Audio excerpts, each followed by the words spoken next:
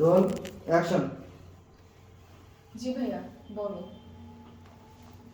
বাজাই এখান থেকে। হ্যাঁ সেলিম সাহেব ওনাকে ধরে আনো।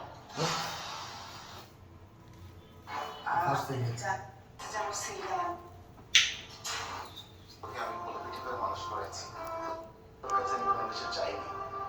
হ্যাঁ ওকি তুমি আমার করছো কেন? এক্সপ্রেশন দেবো? হ্যাঁ বলতে বলতে ভাইয়া, ছোটবেলাতে যখন আমাদের বাবা মা মারা যায় তখন তো তুমি আমাকে কোলে পিঠে করে মানুষ করেছো, আর আমি কখনো ভাবতে পারি না যে তুমি এখানে সামান্য একটা পিয়নের চাকরি করো। আমি তো ভেবে হ্যাঁ ভাইয়া, ছোটবেলায় যখন বাবা মা মারা যায় তখন থেকে তো তুমি আমাকে লালন পালন করেছো, আমাকে খাইয়েছো, পড়িয়েছো, লেখাপড়া শিখিয়ে ম্যাজিস্ট্রেট বানিয়েছো।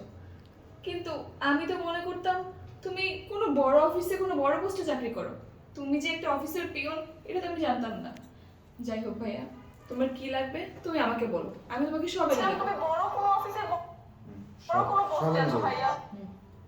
তোমার কি লাগবে তুমি আমাকে বলো, আমি তোমাকে সব এনে দেবো, আমি তোমার সব কথা শুনবো, তুমি শুধু বলো একবার।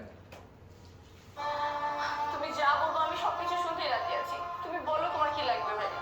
না মানে আমার বস বলছিল, মানে আমি তো নুন খেয়েছি, এত বছর ধরে এখানে আমি চাকরি করছি, মানে একটু রিকোয়েস্ট মানে তুই কি রাখতে পারিস না বল?